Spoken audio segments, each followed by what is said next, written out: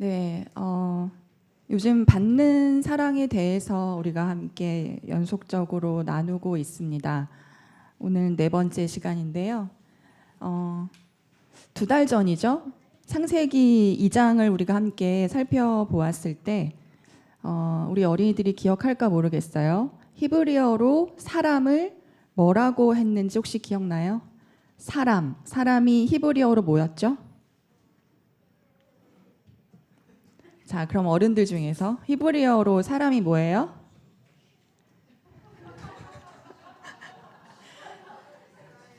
이샤가 기억나요? 이쉬는 남자 여자고 사람 뭐라고요? 아담이라 그랬죠. 우리가 아는 단어라 그랬습니다. 아담 여러분 어렵지 않아요? 아담입니다. 사람이 히브리어로 뭐라고요? 아담이에요.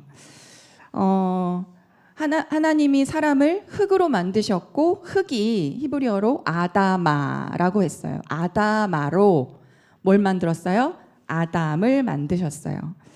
그래서 그 아담의 갈빗대를 하나를 뽑아서 이제 여자를 만드셨고, 그래서 그 아담의 옆구리에는 빈자리가 있다. 그런 얘기를 지난번에 함께 나눴었습니다. 그래서 혼자로는 채워지지 않고 서로가 서로를 채워줘야 한다. 우리가 그런 얘기를 나눴었습니다. 그런데 이 아담이라고 하는 게 사람이라고 하는 것처럼 이 사람은 사람의 이름이 아니고 고유명사가 아니고 보편적인 인간, 사람이라는 것을 뜻하는 그런 단어다라고 하는 얘기를 우리가 나눴죠. 그래서 사실은 정관사가 붙어 있어서 하아담이라고 계속해서 부르고 있다. 성경에는 그렇게 기록되어 있는 부분이다라고 함께 이야기를 나눴습니다. 오늘은 그 하아담 이후의 이야기를 함께 나눠 보려고 합니다. 오늘 설교의 부제는 라틴어입니다. 코람 데오. 자, 이게 무슨 뜻일까요? 코람 데오. 누구 앞에서? 하나님 앞에서. 하나님의 얼굴 앞에서. 하나님의 임재, 하나님의 현존 앞에서 이런 뜻이고요. 하나님의 현존과 함께 살아간다 이런 의미겠죠. 하나님께서 창조하신 이 두 사람은 코람데오, 하나님 앞에서 어떻게 지냈을까? 우리 한번 함께 찾아보고자 합니다. 창세기 2장 25절입니다. 창세기 2장 25절 같이 한번 읽어보겠습니다. 시작.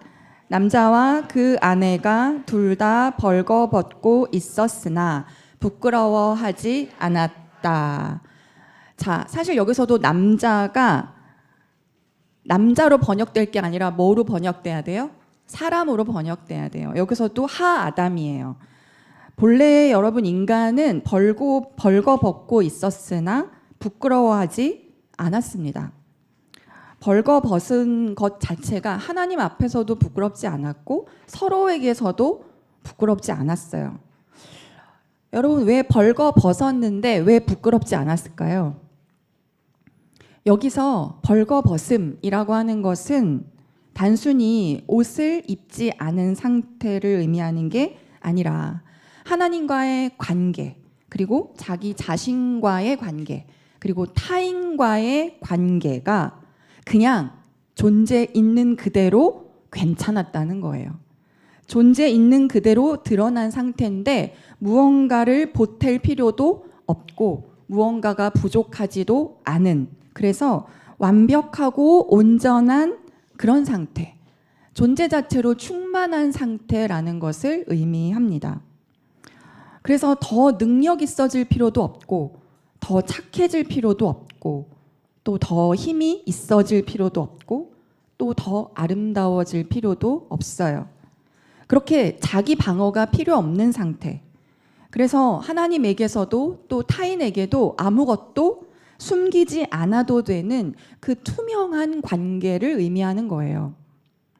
그래서 내 자신을 더 이상 증명하거나 꾸밀 필요가 없기 때문에 그냥 있는 그대로 사랑받을 수 있습니다. 그래서 여기서 말하는 벌거벗음이라는 것은 아무것도 걸치지 않은 그런 상태가 아니라 아무것도 덧입을 필요가 없는 상태다. 여러분, 이것이 참 자아의 모습이에요. 거짓 자아가 형성되기 이전에 인간의 본래의 모습이 이러했다는 겁니다. 그러나 우리가 잘 알고 있는 것처럼 하나님께서 선악과를 먹지 말아라 라고 하셨는데, 그것을 먹고 난 이후 이 남자와 여자, 이 두 사람이 제일 먼저 무엇을 했죠? 하나님을 찾았나요? 아니면 잘못을 고백했나요? 뭘 제일 먼저 했는지 한번 찾아볼게요. 3장 7절입니다. 그 이후에 있는 3장 7절 같이 읽어보겠습니다. 시작. 그러자 두 사람의 눈이 밝아져서 자기들이 벗은 몸인 것을 알고 무화과 나무 잎으로 치마를 엮어서 몸을 가렸다. 그 다음 8절까지 읽어볼게요. 시작. 그 남자와 그 아내는 날이 저물고 바람이 서늘할 때에 주 하나님이 동산을 거니시는 소리를 들었다. 남자와 그 아내는 주 하나님의 낯을 피하여서 동산 나무 사이에 숨었다. 자, 제일 먼저 뭘 했어요? 무화과 나무 잎을 엮어서 몸을 가렸어요. 몸을 가리고 하나님의 얼굴을 피하고 그 다음 나무 사이에 숨었어요. 가리고 피하고 숨었어요. 이것이 죄 이후의 인간의 첫 번째 행동입니다. 그래서 여러분, 창세기 3장은 어떤 죄를 저질렀어? 이것을 더 집중하기보다 죄 이후에 어떻게 인간이 반응했는지를 섬세하게 보여주고 있어요. 그렇게 죄라고 하는 것이 인간의 삶에 들어오고 난 다음 그 순간에 가장 일어난 치명적인 변화는 결국 인간이 하나님을 대하는 태도가 달라졌다는 걸 말해요. 지금까지 친밀했던 그 하나님과의 관계, 그 현존이 이제는 두려움의 대상이 됐어요. 그래서 하나님의 현존이라고 하는 건 더 이상 안식의 자리가 아니라 심판의 자리처럼 여겨졌습니다. 그래서 죄라고 하는 건 하나님을 멀리하게 만드는 게 아니고요. 하나님 앞에서 그 코람데오, 하나님 앞에서 나 자신을 숨기게 만드는 것, 그것이 죄입니다. 무화과 나무 잎으로 치마를 만들어서 엮어서 몸을 가렸죠. 여러분, 이것은 인간이 만들어낸 첫 번째 가면이자 인간이 최초로 시도한 자기 구원, 자기 방어의 상징입니다. 그러니까 죄를 짓고 나서 있는 그대로 어떡하지? 이렇게 드러난 게 아니라 뭔가를 덧입혀서 자기를 보호하려고 했어요. 그래서 하나님 앞에서 숨고 나중에는 너 때문이야 라고 탓하고 서로에게 책임을 회피하고 전가시키죠. 이 모든 행위가 사실 그 무화과 잎의 연장선에 있습니다. 그러니까 무화과 잎이라고 하는 것은 그냥 나는 내 힘으로 나를 지키겠다는 선언이에요. 그런데 팔레스타인 그 지방의 무화과 잎은요, 굉장히 커요. 그래서 몇 개만 따지 않아도 쉽게 가릴 수 있고 엮을 수는 있습니다. 그런데 날씨가 매우 뜨겁죠. 그래서 금세 말라버려요. 그리고 바스락거리면서 갈라질 수 있어요. 이건 인간이 만들어내는 그 모든 자기 방어가 결국에는 오래 가지 못한다라는 걸 의미합니다. 그래서 성공이든 또는 명예든 인정받고 싶은 마음이든 또는 우리가 가지고 있는 도덕성이든 아니면 경건함이든 심지어 영성까지도 하나님 앞에서는 모두 무화과 잎이 될 수 있다는 거예요. 하나님께 사랑받기 위해서 끊임없이 자기를 증명하려고 하는 그 모든 시도가 무화과 잎이에요. 이것이 거짓 자아이겠죠. 그리고 나서 이후에 성경은 인간의 굉장히 아픈 단면들을 계속 보여주고 있습니다. 하나님과의 관계가 끊어졌죠. 타인과의 관계도 깨어졌어요. 그래서 결국 하나님이 어떻게 해요? 이제 심판하십니다. 죄의 결과를 물으시는 거예요. 그래서 이제 3장 그 뒷부분에 보면 여성은 출산의 고통을 겪을 것이고 남성은 노동을 해야 될 것이고 그리고 마침내 이런 얘기를 들어요. 너는 흙에서 나왔으니 어디로 돌아간다? 흙으로 돌아갈 것이다. 라고 하는 죽음의 선고가 내려집니다. 그리고 나서 이제 곧 에덴 동산에서 쫓겨날 것 같아요. 그 쫓겨나서 거친 황무지로 이제 막 나아가야 되는 그 절망적인 순간이거든요. 근데 바로 그때 성경은 전혀 예상치 못한 어떤 반전의 말씀을 읽어주는 거예요. 그것이 바로 우리가 오늘 읽은 3장 21절의 말씀입니다. 한번 같이 읽어볼까요? 3장 21절 시작. 주 하나님이 가죽 옷을 만들어서 아담과 그의 아내에게 입혀주셨다. 여러분, 이 말씀은 되게 짧지만 굉장히 복음의 한 진수를 보여주고 있어요. 사실 인간이 한 일이라고는 수치심의 몸을 숨기고 서로를 탓하고 책임을 회피하는 일밖에 하지 않았는데 회개도 하지 않았고 용서도 없었어요. 그런데 하나님은 그런 인간을 먼저 찾아오셔서 가죽 옷을 입혀주십니다. 여기서 중요한 건 옷의 재료라기보다는 행위의 주어가 바뀌었다는 게 중요해요. 무화과 나무 잎은 누가 만들었죠? 내가, 인간이 만들었습니다. 내가 만들고 내가 입었고 내 힘으로 나를 가리려고 했어요. 그런데 이 가죽 옷의 현장에서는 누가 주어예요? 하나님이 주어예요. 하나님이 직접 가죽 옷을 만드셨어요. 하나님이 직접 가죽 옷을 만드셨어요. 여러분, 여기서 만들었다라고 하는 히브리어는 아사라고 하는 히브리어인데요. 이것이 창세기에서 어떻게 사용됐냐면 창세기 1장에 보면은 이렇게 사용됐어요. 하나님이 창공을 만드시고, 그다음 하나님이 큰 빛을 만드시고, 하나님이 사람을 만드시고, 그에게 꼭 알맞은 짝을 만드시고, 즉 이때 만드셨다라고 할 때의 히브리어가 아사예요. 그런데 그 아사로 뭘 만드셨어요? 지금 가죽 옷을 만드셨어요. 즉 세상을 창조할 때의 그 동사 같은 동사인데 그것을 가지고 이제 상처 입은 인간을 위해서 하나님이 새로운 옷을 창조하신 거예요. 이 창조주 하나님은 죄를 지은 그 인간을 포기하지 않으시고 그가 이제 앞으로 또 펼쳐갈 새로운 삶을 위해서 새로운 창조를 하고 계시다는 겁니다. 여러분, 이 구절에서 인간이 어떻게 했죠? 인간은 뭘 했어요? 아무것도 하지 않았어요. 그저 가만히 서서 하나님이 주시는 그 옷을 받아 입었을 뿐입니다.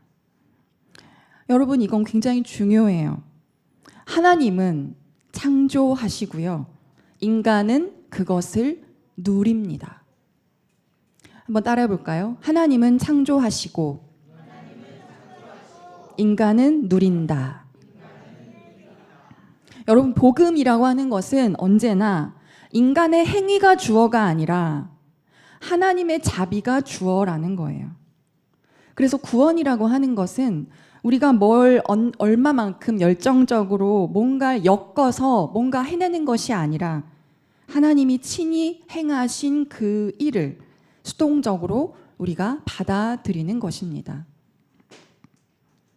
그런데 왜 하나님이 왜 가죽 옷을 입히셨을까요? 하나님은 이제 인간이 에덴 동산을 떠나서 거칠게 살아가야 할 세상의 환경 속에서 인간의 몸을 보호해 주시려고 하는 거예요. 무화과 나무 잎으로 만든 치마가 이렇게 조금만 하반신만 가리는 거였다면 여기서 말하는 가죽 옷은요, 코트예요. 코트. 전신을 가리는. 그래서 온 몸을 가릴 수 있는 그런 코트입니다. 그래서 이제 에덴 동산을 떠나 험한 세상에서 살아가야 할 그 인간에게 더 이상 아픔과 상처가 없도록 튼튼하고 질긴 가죽 옷을 만들어 입혀 주셨습니다. 이제 흙에서 왔으니까 흙으로 돌아가야 되는구나 라는 걸 알게 된 인간.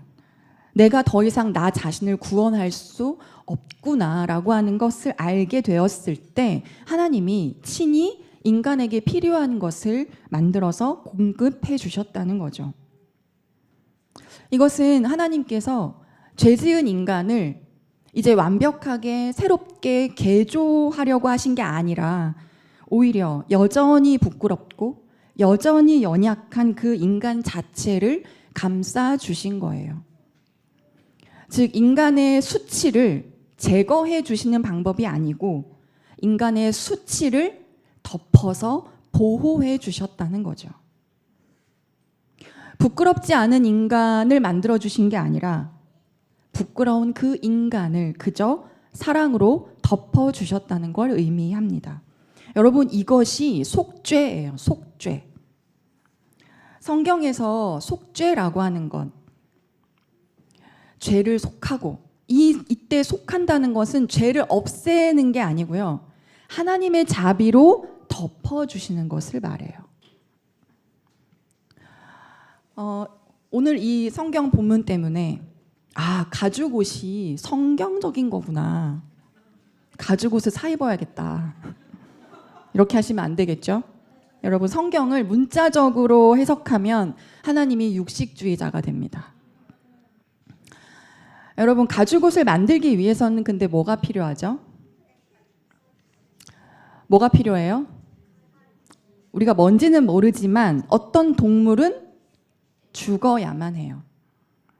여기서 우리가 오해하지 말아야 될 것은 사람에게 그런 옷을 입히기 위해 어떤 동물들을 죽여도 된다는 것은 아니에요.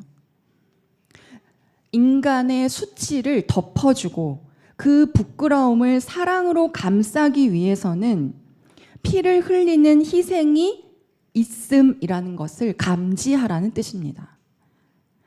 인간의 수치를 덮어주고 부끄러움을 사랑으로 감싸기 위해는 피 흘리는 희생이 필요하다. 피 흘리는 희생이 있었다는 거예요. 누가 떠오르죠? 예수 그리스도, 그분의 십자가를 의미합니다. 그러니까 가죽 옷은 단순히 동물의 죽음을 통한 그 옷의 결과를 의미하는 게 아니고 훗날 인간을 위해서 십자가상에서 모든 수치를 짊어지시고 피 흘리실 그 예수 그리스도를 예표하는 거라고 말할 수 있어요. 무화과 잎이 그래서 내가 지키겠다는, 일단 덮고 보겠다는, 가리고 보겠다는 조바심의 우리의 삶이라면 가죽 옷은 하나님께서 나를 덮으시도록 내가 내 자신을 하나님께 내어드리는 삶이에요.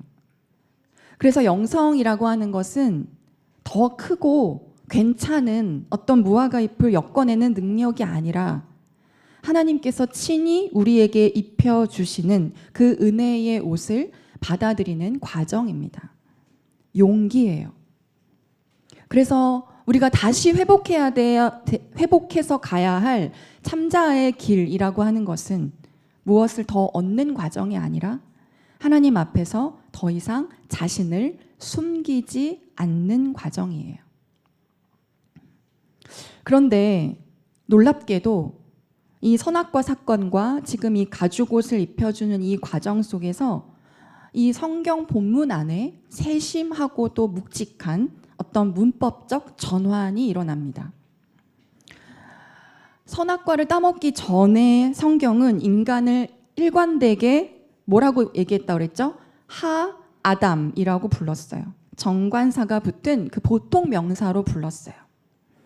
이건 아까 말한 것처럼 특정한 어떤 한 사람의 이름을 말하는 게 아니라 하나님 앞에선 인류 전체를 이야기하는 보편적인 존재를 의미한다고 했죠.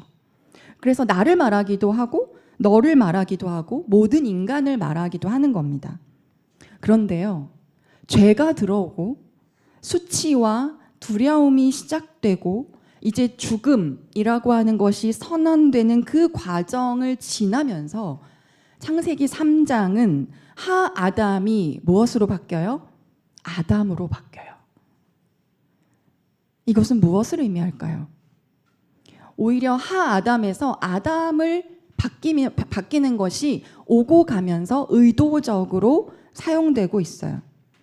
그러다가 오늘 본문, 우리가 읽은 3장 21절 이 본문에서 아담과 그의 아내에게 가죽옷을 입혀주셨다 할 때 이 히브리어 아담은 정관사가 제거된 아담입니다.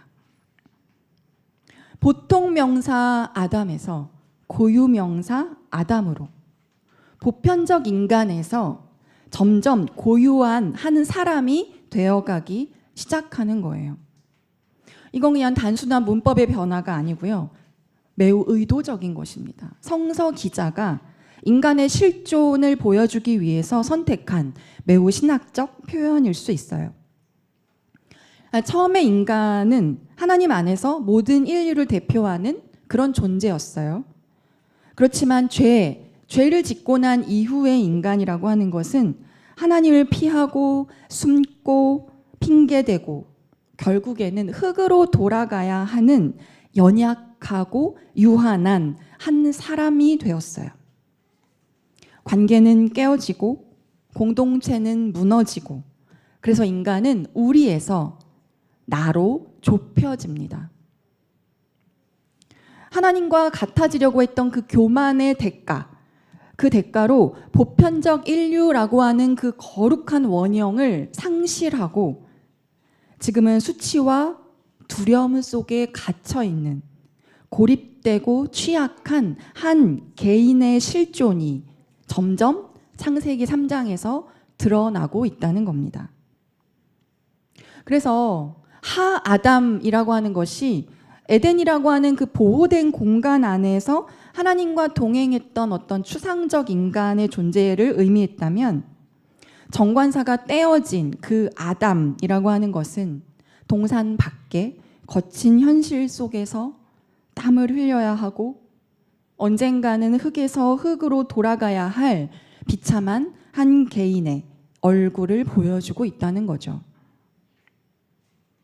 보편적인 그런 존재였던 인간이 이제는 상처 입은 한 인간의 얼굴을 갖게 되는 거예요. 그런데요, 바로 그 자리에서 하나님은 그 고립된 한 사람에게 무엇을 입혀주셨어요? 가죽옷을 입혀주셨어요. 아담, 너에게. 바로 너라는 존재에게. 여러분, 그래서 하나님이 우리를 만나실 때는요, 정관사를 떼어버리십니다. 하나님은 그래, 모든 인간은 다 그렇다라고 하면서 우리의 상처를 일반화하지 않으십니다. 우리를 그냥 인류 집단으로 뭉뚱그리는 것이 아니라 구체적인 취약함, 그 한계를 가진 개인 아담으로 우리를 부르십니다. 그래서 평균적인 인간이 아니라 단 한 사람의 삶으로 만나신다는 거예요. 그래서 나에게는 남들이 모르는 실패도 있고 말하지 못한 수치도 있고 그리고 애써 감추고 있는 나만의 어두움도 있어요. 그런데 그 모든 것을 하나님이 잘 알고 계시다는 거죠. 그리고 바로 그 자리를 아주 정확하게 찾아오십니다. 그래서 오늘 우리가 또 읽은 히브리서의 기자는 이렇게 초대합니다. 그러므로 우리는 담대하게 은혜의 보좌 앞으로 나아갑시다. 여기서 담대하게라는 말이 무슨 뜻이라고 했죠? 그냥 무모한 자신감이 아니라 숨김없이 말할 수 있는 투명함, 그 자유를 얘기한다고 했어요. 있는 그대로 나아갈 수 있는 자유입니다. 우리가 그 자유를 숨기지 않고 나아갈 수 있는 그 자유를 누릴 수 있는 이유는 하나님이 먼저 나의 그 자리로 찾아오시기 때문이에요. 보편적 인간의 자리가 아니라 나의 실존의, 내 역사의, 내 상처의 자리에 오시기 때문이에요.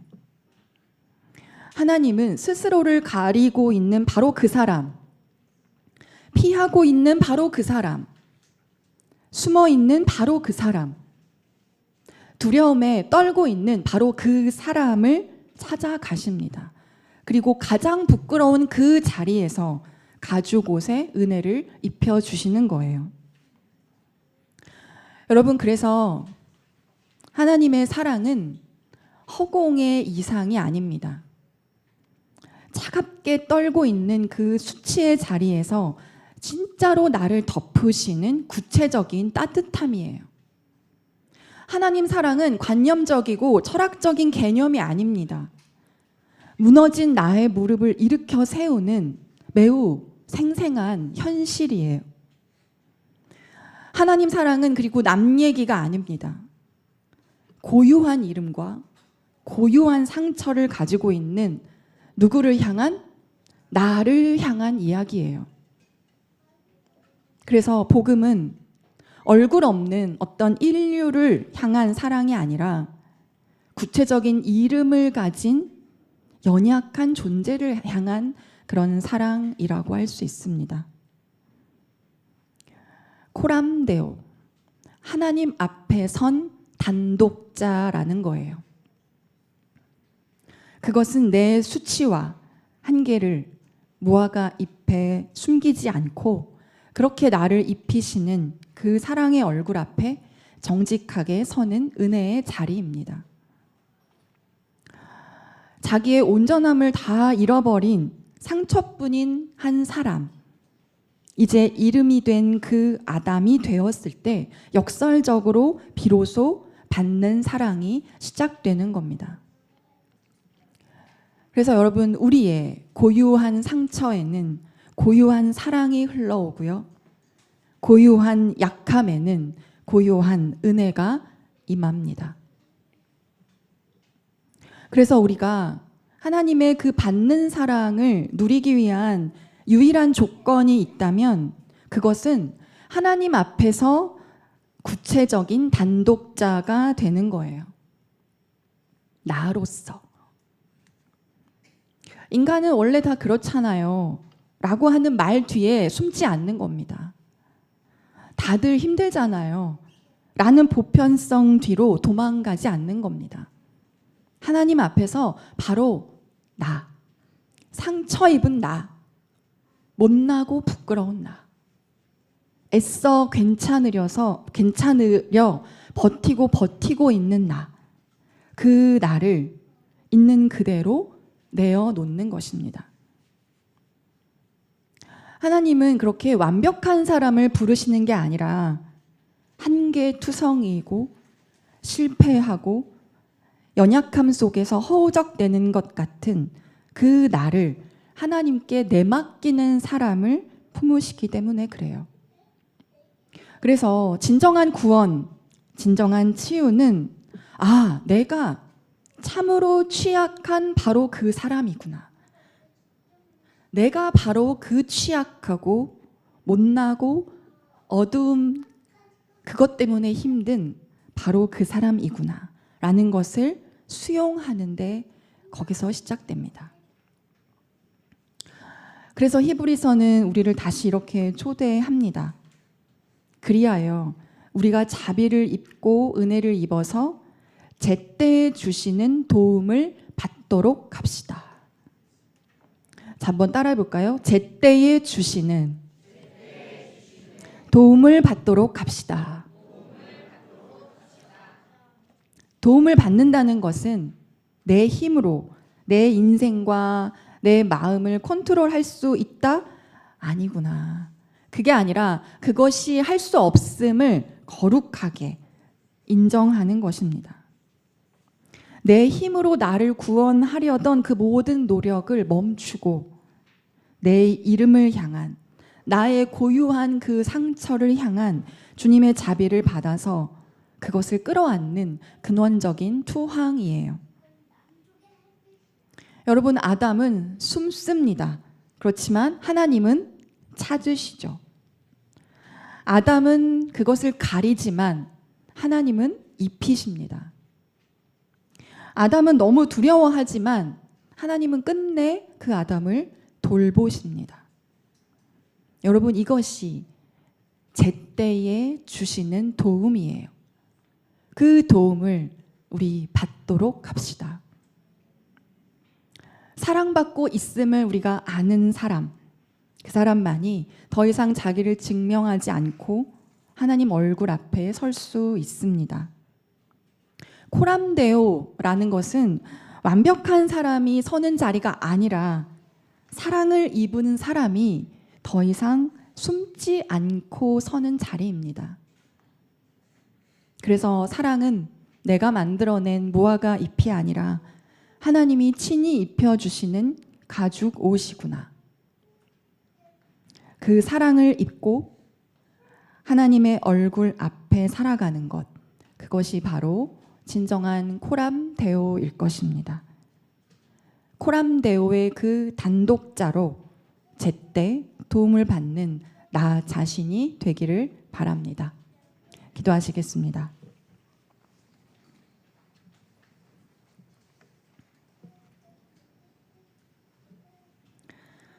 자비하신 하나님, 무화과 나무 잎으로 우리의 연약함을 가리려 할 때 가죽 옷을 친히 입히시는 당신의 사랑을 그저 받게 하여 주시옵소서.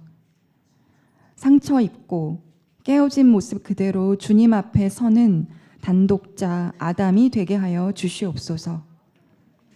주님의 받는 사랑 안에서 참된 안식을 누리는 코람데오의 삶을 살아갈 수 있도록 주께서 은총 베풀어 주시옵소서. 예수 그리스도의 이름으로 기도합니다. 아멘.